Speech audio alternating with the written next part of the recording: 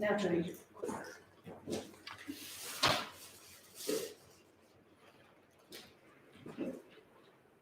Not working. Let's go on there. Okay, Let me see that. okay. Once you get it figured out. I figured it out. Did it? We didn't have it on.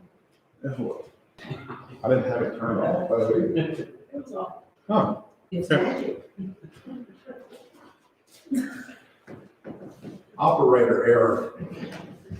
Isn't that what they say? All right, good morning, everybody. It's good to see everybody. Good to have you out for Bible study. We're finishing up our study of sin this week, and next week we're actually going to talk about hell. It's only going to be one class. Hopefully, I'll be able to, thankfully, I'll say, not hopefully, but thankfully, we've been able to kind of split between Sunday and Wednesday, because I was looking at next week's lesson earlier this week, and I thought, man, that is a lot to go through in just one class. So we're going to split it on Sunday, and then on Wednesday, we'll finish it up. Kind of like how we've been doing here. But yeah, we are finishing up our study of sin. We're going to talk about, the next one should be sin of seditions and factions. Is that where we're at? I think I'm on target there. The sin of divisions and factions would be divisions into selfish groups. Divisions into selfish groups. Now I'm going to give you the definition of that one and the next one. The next one will be heresies.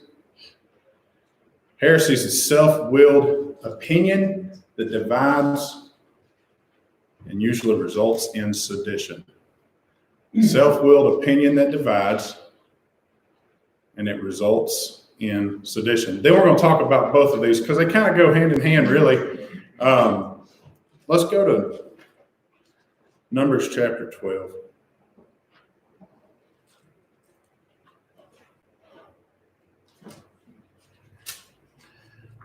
First of all, let's talk about, I kind of want to go, I've got Miriam and Aaron first, but the division at Corinth, I kind of probably should have put that first because it definitely tells it out. Paul specifically says, he says, I beg you that you be of the same mind and of the same judgment, that there be no division among you.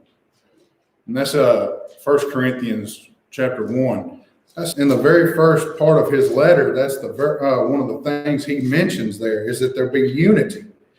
I beseech you, brethren. That means I beg you, brethren, by the name of our Lord Jesus Christ, under his authority, that you shall speak the same thing, that there be no divisions among you, but that you be perfectly joined together in the same mind and the same judgment. Why is it important for us to be in unity?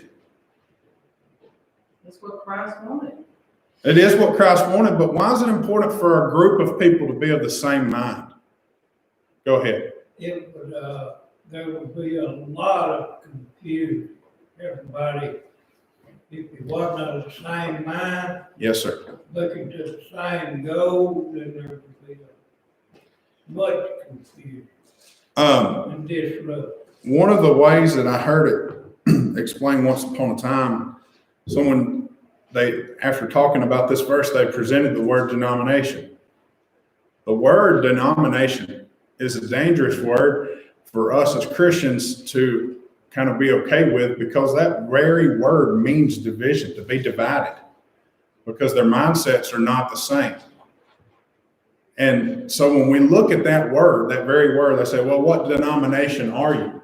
Have you ever had people ask you that question? I'm a Christian. What denomination are you? Say, no, I'm pre-denominational. That's a good way of saying it. I heard that too. And that's kind of the way I like to answer it. I say, well, I'm not a part of a denomination. I follow the Bible.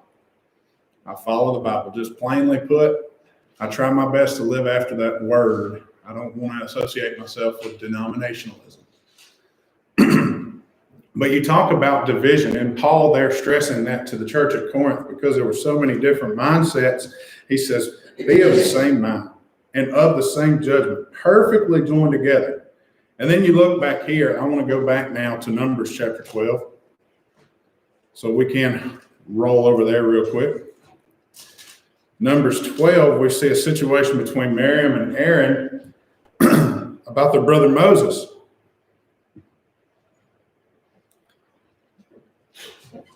Now, Zipporah, he was married to Zipporah at one time, but I'm guessing that Zipporah had died.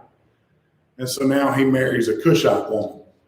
Well, Moses and Aaron didn't like that. They thought that was, you know, that it was just strange or it was not right.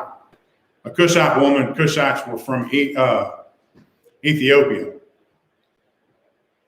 When the woman, let's see, I'm sorry, I was reading in chapter 11 again. And Miriam and Aaron spake against Moses because of the Ethiopian woman whom he had married, for he had married an Ethiopian woman. And they said, hath the Lord indeed spoken only by Moses? Hath he not spoken also by us, and the Lord heard it? Now the man Moses was very meek above all the men which were above or upon the face of the earth. And the Lord spake suddenly unto Moses and unto Aaron and unto Miriam, come out ye three unto the tabernacle of the congregation. He calls them out. He says, oh, you three come here. And they came. The Lord came down in the pillar of a cloud and stood in the door of the tabernacle and called Aaron and Miriam, and they both came forth. And he said, hear now my words. If there be a prophet among you, I, the Lord, will make myself known unto him in a vision and will speak unto him in a dream. My servant Moses is not so, who is faithful in all thine house. He's faithful in all thine house. With him I will speak mouth to mouth, even apparently, and now in dark speeches, and the multitude of the Lord shall he behold.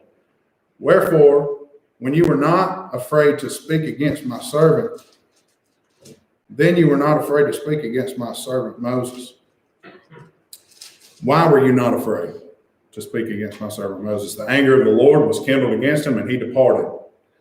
He got upset, he left, he got away. And the cloud departed from off the tabernacle, and behold, Miriam became leprous, white as snow. And Aaron looked upon Miriam, and behold, she was leprous. Aaron said, now, why do you think here, and this is something that kind of struck me, Aaron did not become leprous, but Miriam did. Why do you think this is the case? If you look at the very first verse, it mentions Miriam first, between Miriam and Aaron. And this is to suggest that it may have possibly been Miriam's main idea to begin speaking this. And Aaron was kind of pulled away and drawn away from what was, what God wanted by Miriam. And so, like I said, it shows her name first, which would probably tell me that she had more of the Miriam and Aaron spake against Moses. So it was probably her idea first. She convinced Aaron that it was wrong. And there you have it. Well, another thing too is she was the oldest of the three. Yeah. Miriam. So it would have been to Aaron looking up as maybe as an example of what has become of their sin. Look, my oldest sister is now leprous because of our decision to question and just cause division. God does not want division. He let it, Moses even begged. Look at the characteristic of Moses. He begged God to change it. Cloud departed from Miriam, and behold, Miriam was departed from the tabernacle. Behold, Miriam was leprous, white as snow. And Aaron looked upon Miriam, and she was leprous. And Aaron said unto Moses, alas, my Lord, I beseech thee, lay not the sin upon us, wherein we have done foolishly, and wherein we have sinned. Let her not be as one dead of whom the flesh is half consumed when he cometh out of his mother's womb. And Moses, the one who was done wrong, cried unto the Lord, saying, heal her now, O God, I beseech thee. he was not in the wrong for marrying the Cushite woman. They caused division between the three, and even Moses still, after the division, was trying to be caused there because of his choice of wife. Even in the midst of all of that, he still cried out for his sister's health. He wasn't mad at her. He wasn't upset with her. He remained what we should remain, right? Pure. He stayed the way he was supposed to stay. He was faithful. The Lord said unto Moses, if her father had spit in her face, would she not be ashamed 7 days? So he's saying, look, just like any other situation here, she's got to go out for 7 days. It says, she'll be shut out from the camp 7 days, and after that, let her be received in again. Miriam was shut out from the camp 7 days, and the people journeyed not till Miriam was brought in again. So they stayed and they waited. And afterward, the people removed from Hazeroth and pitched in the wilderness of Haran. So then after that, they moved, but they waited. They stayed. Division, as I've talked about several times, just kind of one of the best examples, I think, is people getting upset and causing discourse because of the color of the carpet or because of the design of the building or something of that nature. We have got to get our mind on the right thing. Be of the same mind, the same judgment. Don't worry about the little stuff, or don't make such a big deal about the little stuff. Now, as I said, and I've used this as an example, pink and purple polka dots on the carpet. We're not here for the carpet anyway, are we? I'd have to say, if this was the only faithful place in town for me to worship, if this was the only sound place with sound brethren for me to worship, I'm not going to make a stink or a fuss about the carpet. We've got to have our mind on the right thing. And the right thing is to worship God in spirit and in truth, the way he wants to be worshiped. Let there be no division. Don't be separated. Because unity, that is a godly concept. All of us being of the same mind, all of us being of the same judgment. He wants us to all be one. Look at Ephesians chapter 1 or chapter 4 and verses 4 through 6. The 7 ones that are mentioned in that little section of verses. But there is one body and one spirit, just as you were called, and one hope of your calling, one Lord and one faith and one baptism and one God and Father of all, who's above all, through all, and in you all. There's not room for us to have separate ideologies. We have to get back to the matter. Was it 1 Peter 2, 20 and 21, where it talks about there is no private interpretation, but God spoke through the Holy Spirit spoke through these men of God and inspired them to write down one message. It wasn't several ideologies. It's one. The task of the Christian today is to find out what that one message is and not to allow there to be division.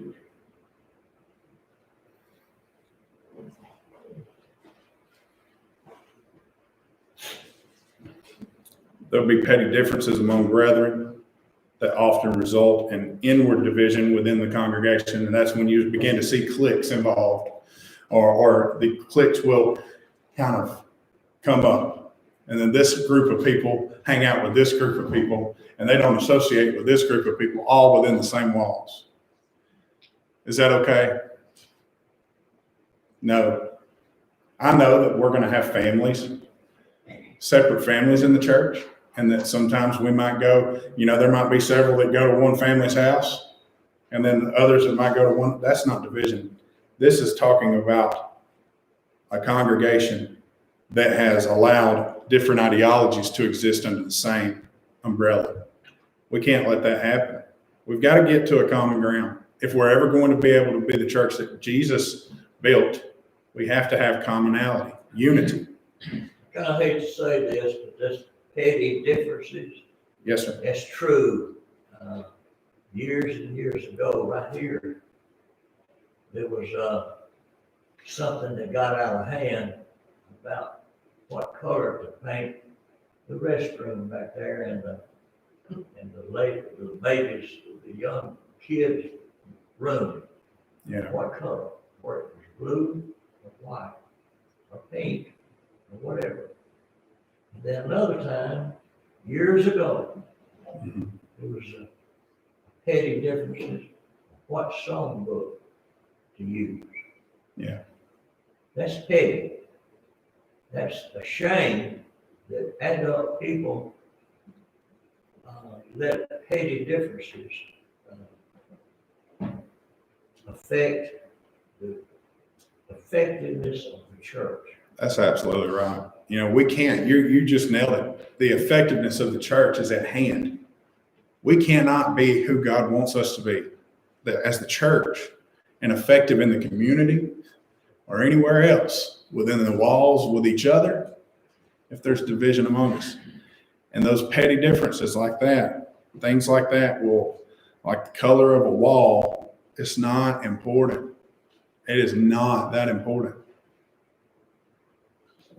The blessing is that the babies have a wall. Doesn't matter what color it is. The blessing is in the fact that we have a building in which we can worship. Doesn't matter what it looks like on the inside, as long as we can come in together and be of the same mind and the same judgment. Let's talk about the sin of drunkenness. Drunkenness means intoxication by use of alcohol. So, well, what's drunkenness and what does it mean to be drunk? It means to be intoxicated, period. And the way I handle that, alcohol is a poison to the human body, period.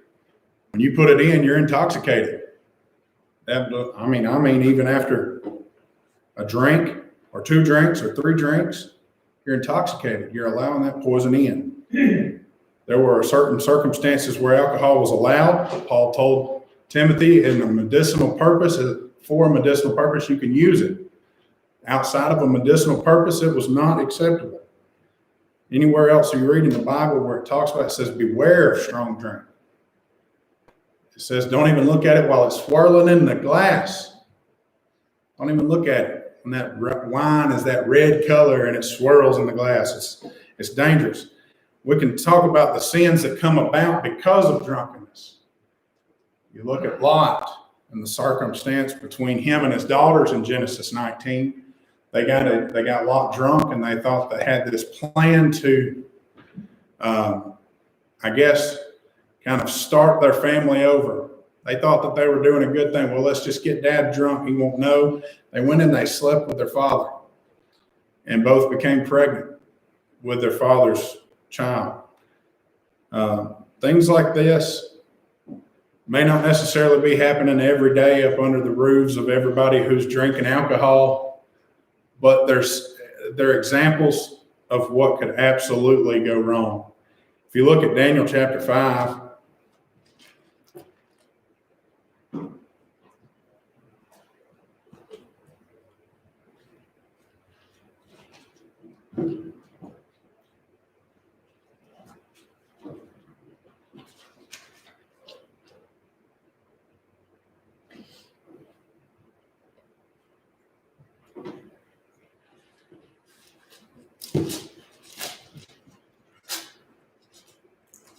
I'm at 3. Hang on, I'm almost there.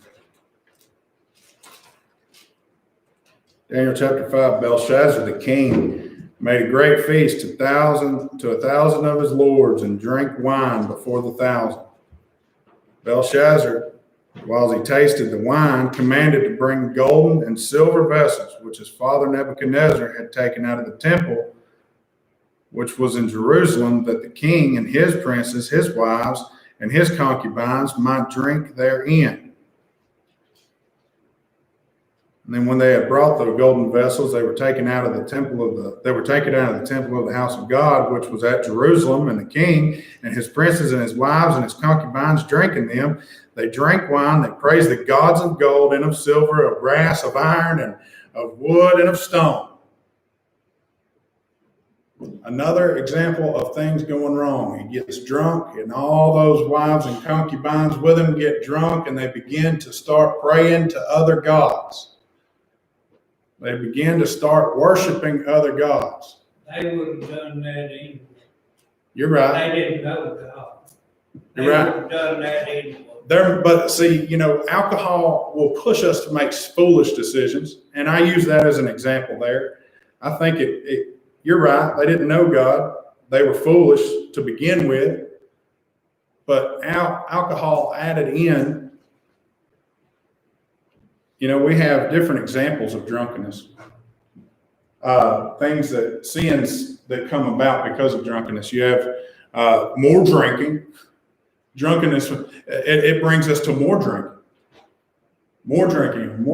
before long you have a dependency upon that poison that you've been putting into your body. You can't get away from it.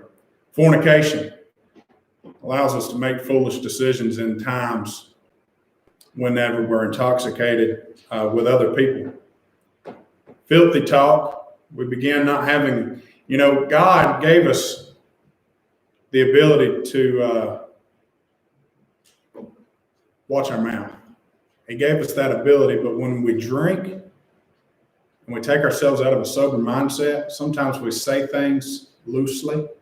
We begin to talk, and that this is filthy talk, but even sometimes we say things we shouldn't say that might not necessarily be filthy, but they shouldn't be shared. It removes that filter, and so anything and everything can come out. Another result of that would be divorce. Over foolish reasons. God gives one reason for it. There's not another. Adultery. And so we have to be careful. It's not pleasing in the eyes of the Lord when two separate that have created that covenant with the Lord. Let's talk about the sin of stealing. The sin of stealing is simply to take another's possession without permission. To take something that does not belong to you without asking for it. We skipped Rickman. I'm sorry. We skipped what? Sin of heresy, but that was in with sedition, but, sedition, but we skipped sin of revelry was after drunkenness. Did I put that? Okay, I've got it in here. I got it in here backwards. Yeah. All right. Sorry. If it's next in y'all's book, then let's skip over it and we'll come back to it. The definition of sin and stealing. Examples would include those. Look at Luke 10.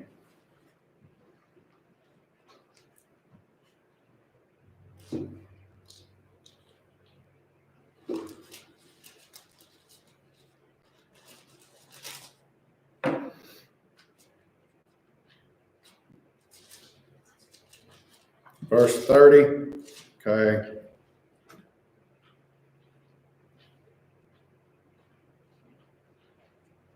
Jesus answering, a certain man went down from Jerusalem to Jericho, fell among thieves, which stripped him of his raiments and wounded him and departed, leaving him half dead.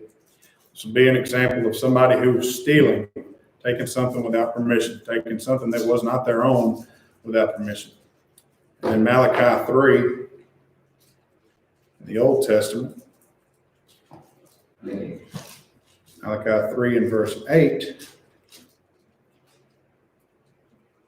says, will a man rob God? Yet he have robbed me. But ye say, wherein have we robbed thee? In tithes and offerings. Giving to the Lord is a command. Giving to God is something that we as Christians must do. We've got to give it back. Why? Because, that's in recognition of the fact that he gave it to us to begin with. One of the best ways to look at our contribution or our level of giving in whatever way it might be, whether it might be monetarily or time or or service. It's the fact that God gave us the energy. He gave us the money. He gave us the ability. And so why not give back to him if we have such good within us? He woke you, God, somebody to say, it'd be foolish for somebody to use the argument, well, God didn't help me get that paycheck. I did that by myself. Well, he woke you up. The Lord wakes you up every morning. He's the one that provides the breath that's in your lungs. He's the one that gives you the health and the ability, the strength and the wellness to be able to do the things that you do for that paycheck. So you know what? He is worthy of our giving. He is absolutely worthy of us doing for him. Let's look at the sin of reveling. To use abusive languages on another. To use abusive languages on another. Going back to 1 Samuel.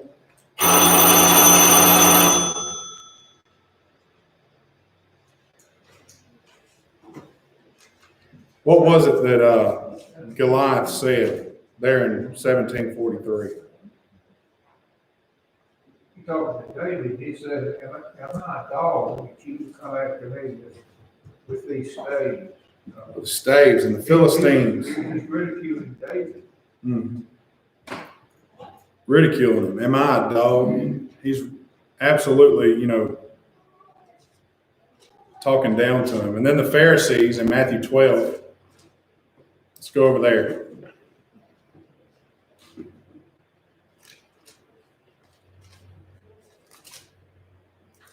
Is that the sin of reviling or reveling? Do what? Is that the sin of reviling? Revile. I was pronouncing it wrong. I've been You pronounced that right. Reveling? It's reviling. Reviling and reveling are different things. Reviling is exactly what you said, abusive language toward another, and reveling, it talks about like a wild drinking party, kind of goes along with drunkenness. Yeah. But you got reviling up there now. I think I wrote it right, but I've been saying reveling. I said, or did I say it? You said reveling. Okay. Which one? Reveling. Okay. I'm sorry. Well, you know what? That was my mistake. Let me grab my book. I wrote the PowerPoint, and I guess I looked at those as two of the same whenever I was doing the study. That's easily done. But yes, wild drinking parties, that's exactly what it is. Reveling is just So there was the drunkenness. in there with the drunkenness. It's wild drinking and craziness. I'm sorry, y'all. Thank you for bringing that out.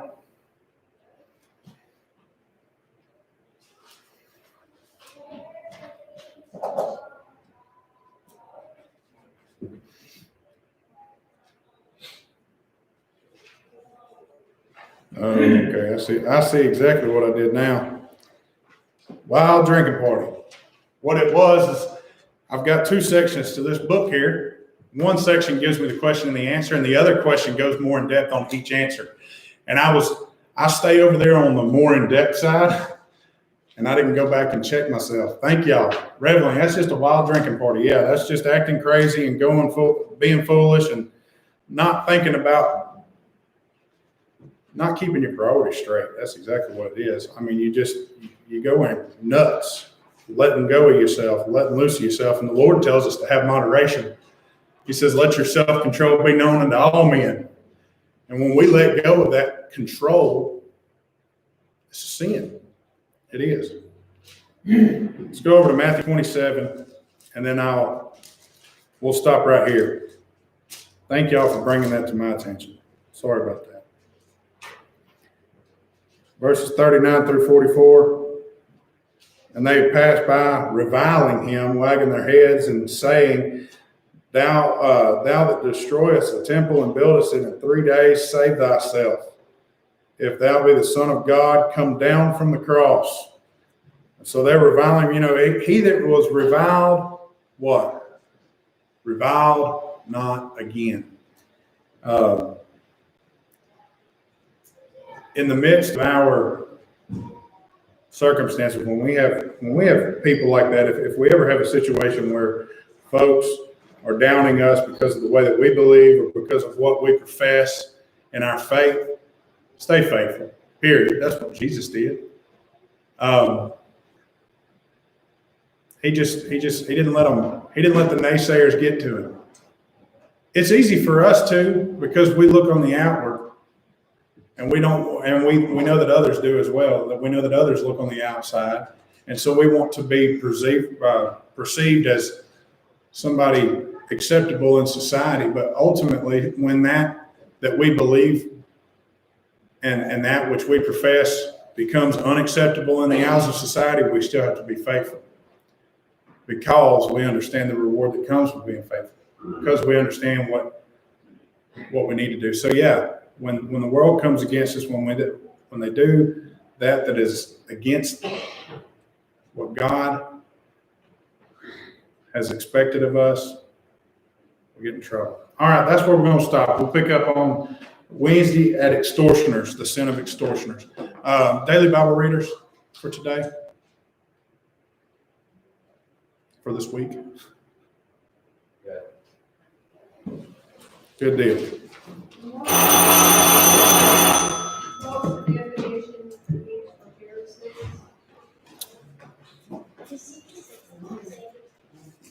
The way that it says self-willed, self-willed opinion that divides.